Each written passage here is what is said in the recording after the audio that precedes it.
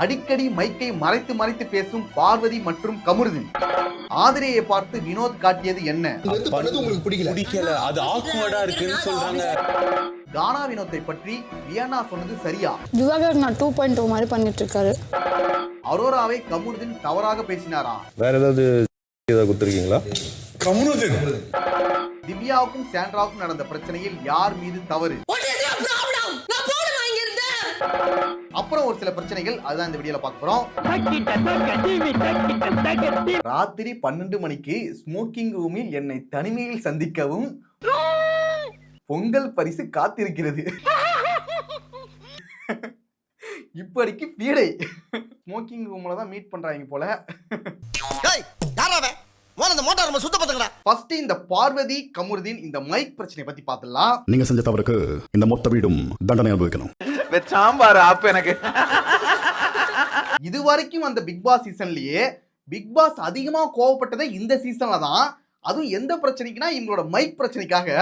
ஏங்க அப்படி டென்ஷன் ஆவீங்க? நானா ஏத்துக்கல, அவன் குடுக்குறான் பிரஷரா. இன்னும் எத்தனை வாட்டி சொல்லணும் மைக்க மறைச்சு பேசாதீங்கன்னு? இவங்க ரெண்டு பேருக்கு எத்தனை டைம் தான்டா சொல்றது? திருந்தவே மாட்றாங்க. எத்தனை தடவை அடிக்கிறது, எவ்வளவு சொல்றது, மாத்திக்க மாட்டேன் உன்னை. எத்தனை டைம் சொல்றது, எத்தனை டைம் போட்டு அடிக்கிறது? திருந்த மாட்டே நீ. சுய அறிவுன்னு ஏதாவது இருக்கா?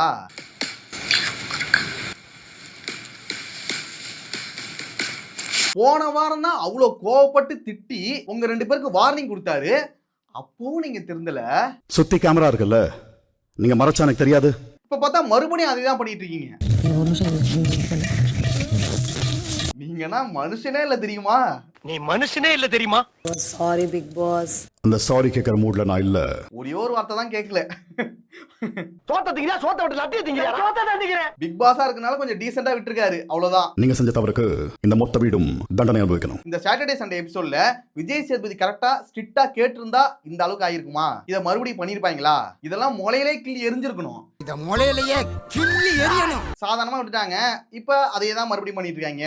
நேற்று இரவும் கொஞ்ச நேரத்துக்கு முன்னாடியும் மயக்க மூடி பேசிருக்கீங்க. நீங்க மைக்க போடாமலே காஜி டாக்ஸனால பேசிட்டு இருக்கீங்க. அப்போ எதுக்குடா மைக்க மறைச்சு பேசிட்டு இருக்கீங்க?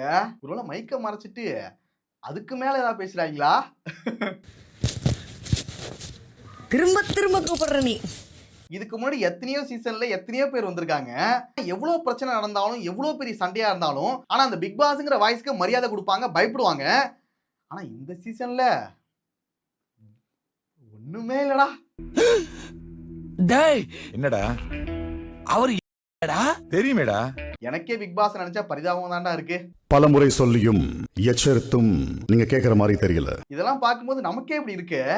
பிக் பாஸ்க்கு எப்பரா இருக்கும்?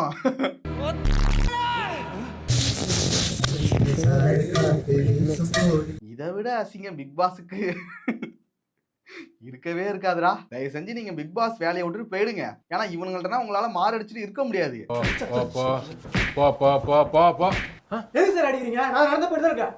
என்ன சார் இது? பிடி சாருக்கு இந்த நிலைமையா? ஐயோ, வெளியே தெரிஞ்ச அசிங்கமா போயிருமே.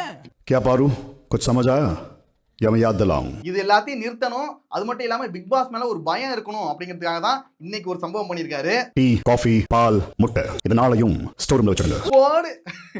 போட்டு தள்ளணும் இப்படிதான். போடு சக்க. Big boss sorry big boss please எல்லாரும். இது வரைக்கும் பிக் பாஸ் செஞ்சதுலயே ஒரு உருப்படியான விஷயம்னா அது இதுதான்டா. இதெல்லாம் நீங்க முன்னாடியே பண்ணிருக்கணும். ரொம்ப லேட்டு தான், பரவாயில்ல இப்பயாச்சும் பண்ணீங்களே. பாக்குறதுக்கு என்னமோ நான் பக்கா வெளிநாட்டம் தான் இருப்பேன். நான் சொல்றபடி கேட்டு நடந்தீங்கன்னு வச்சுக்க, நான் தான்டா அந்த கதாநாயகன். ஆனா பார்வதியும் கமருதீன் செஞ்ச தப்புக்கு மொத்த வீடுமே தண்டனை அனுபவிக்குமான்னு கேட்டா அனுபவிச்சுதான் ஆகணும். சாவட்டும், மொத்த வீடு சாவட்டும். அப்பதான் எல்லாருக்குமே பிக் பாஸ் மேல ஒரு பயம் இருக்கும், ஒரு மரியாதை வரும். என்ன கேக்க அண்ணனை பார்த்து பயமே இல்லாம இருக்க. பிக் பாஸ் தப்பு பண்ணிட்டோம் பிக் பாஸ் சாரி. இது செஞ்சது கரெக்டான விஷயம் தான். அதுக்கப்புறம் sorry big boss, sorry big boss, sorry வேணாம், ஒரு மயிர் வேணாம். கையிற தப்ப எல்லாம் பண்ணிவிட்டு சாரி பிக் பாஸ் உங்க பாவத்தை எல்லாம் மன்னிச்சு காப்பாத்துவாரு இல்ல. தட்டுல வச்சிருக்கிற முட்டை உட்பட. ஆனா தட்டுல வச்ச முட்டையும் எடுக்க சொன்னாரு பாத்தீங்களா?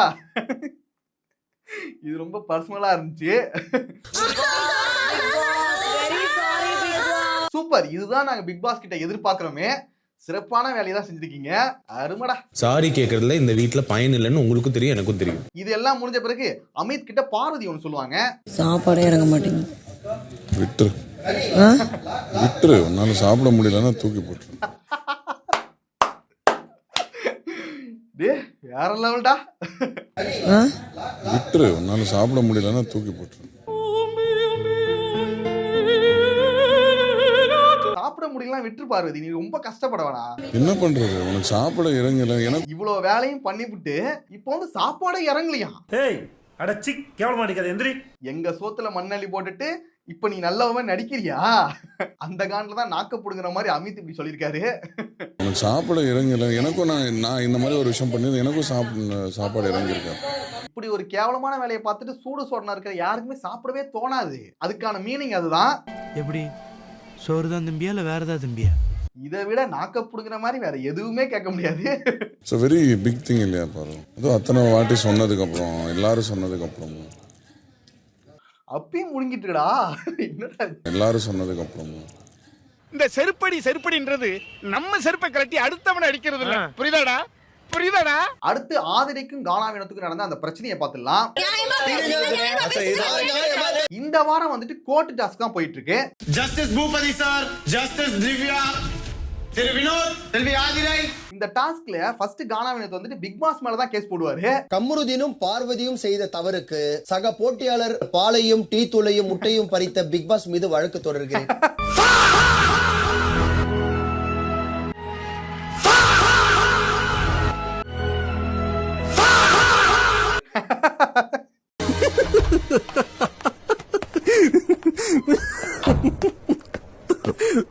கமருதனும் பார்வதி செஞ்ச தப்புக்கு எங்க முட்டையை எதுக்கு எடுத்தீங்க, எங்க பாலை எதுக்கு எடுத்தீங்க? அதனால பிக் பாஸ் மேலேயும் நான் கேச போறேன்டா. போட்டியாளர்கள் பாலையும் டீ தூளையும் முட்டையும் பறித்த பிக் பாஸ் மீது வழக்கு தொடர்கிறேன். இதுதான் வினோத்தோட ஃபர்ஸ்ட் கேஸா இருந்துச்சு. வினோத்ங்க, என் வக்கீல் கிட்ட பேசிட்டு வரேன். அதுக்கப்புறம் பிக் பாஸ் அதுக்கு ஒத்துக்கல. என் வக்கீல் கிட்ட பேசிட்டேன், இந்த கேஸ் கோர்ட்ல நிக்காதுன்னு சொல்லிட்டாரு. அடுத்தபடியா தான் ஆதிரை மேல கேஸ் போடுறாரு. ஆதிரை என்ற பெண்மணி மீது ஒரு வழக்கு தொடர்ந்துள்ளார். அது என்ன கேஸ்னா, திவாகர் வெளியில போனதுக்கு கானாவினத்தும் ஒரு காரணம் ஆதிரை சொன்னாங்களே, அதை எதிர்த்து தான் இவர் கேஸ் போட்டாரு. திவாகர் வெளியில போனதுக்கு மிஸ்டர் திவாகரே தான் காரணம். ஆதிரை சொன்னது கண்டிப்பா தப்பான விஷயம் தான்.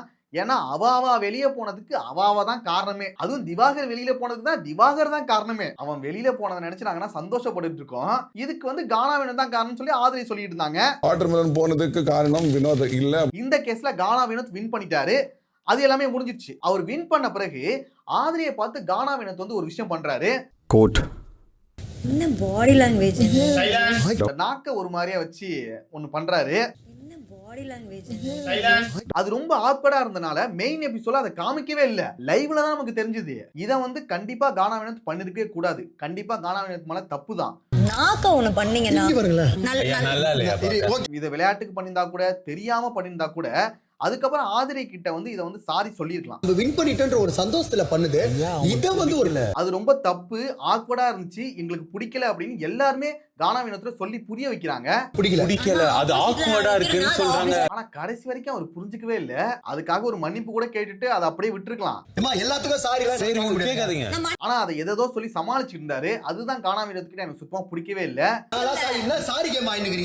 Such a petty behaviour. கானாவினத் கிட்ட இதுதான் ஒரு பெரிய பிரச்சனையாவே இருக்கு.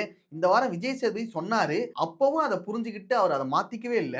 யாரு பேசினாலும் கேளுங்க, கேட்டு முடிச்சதுக்கு அப்புறம் உங்க கருத்தை வைங்க. போன வாரம் சொன்னதுதான். அவரை பத்தி ஏதாவது ஒரு விமர்சனம் நம்ம வச்சோம்னா அதை வந்து அவர் ஏத்துக்க கூட மாட்டாரு. அவர் ஏத்துக்கலினா கூட பரவாயில்ல, அதை கேட்க கூட மாட்டாரு. நீங்க பதட்டப்படும் போதுல என்னடா இந்த மனுஷன் இவ்வளவு வீக்கரா இருக்காருன்னு தெரியுது. ஃபர்ஸ்ட் கேளுங்க, அதுக்கப்புறம் புரிஞ்சுக்கிங்க, அது சரியா தப்பாங்கிறது அதுக்கப்புறம் ரெஸ்பான்ஸ் பண்ணிக்கலாம், அதுக்கப்புறம் ரிப்ளை கொடுத்துக்கலாம். ஆனா அதை பத்தி பேசவே விடாம பேசும்போதே அதுக்கு வந்து கவுண்டர் கொடுத்துட்டே இருந்தா அது என்ன பண்ண முடியும்? இன்னைக்கு டாஸ்க்ல கூட அதை தான் பண்ணாரு.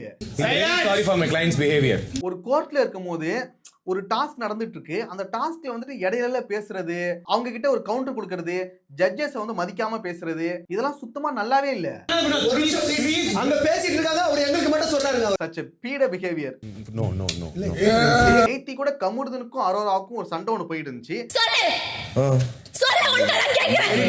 அப்ப அரோரா வந்துட்டு என்னோட கம்மலை கைட்டி விடுன்னு கமருதன் கேட்பாங்க. அப்ப கமருதன் வந்துட்டு அந்த கம்மலை கழட்டி கொடுக்கும்போது வேற ஏதாவது ஜட்டி ஏதாவது கொடுத்துறீங்களா அப்படின்னு ஒரு வார்த்தை சொல்லுவாரு. வேற ஏதாவது ஏதாவது கொடுத்துருக்கீங்களா? இது வந்து ரொம்ப கேவலமா இருந்துச்சு. சரி, நம்ம வந்து கமருதன் வந்து நிறைய இடங்களை பார்த்திருக்கோம். கமருதன் வந்து ஒரு கேவலமான ஆள் நமக்கு தெரியும். புடுங்கிறதுக்கு நிறைய பேர். ஆனா வினோத் வந்துட்டு கமருதனுக்கு சப்போர்ட் பண்ணிட்டு வராரு. அதுதான் கடுப்பா இருந்துச்சு. கமருதன் வந்து தப்பான ஒரு வார்த்தை சொல்லியிருக்காரு. அதை தட்டி கேட்காம கானா வினோத் வந்துட்டு சப்போர்ட் பண்ணிட்டு வராரு.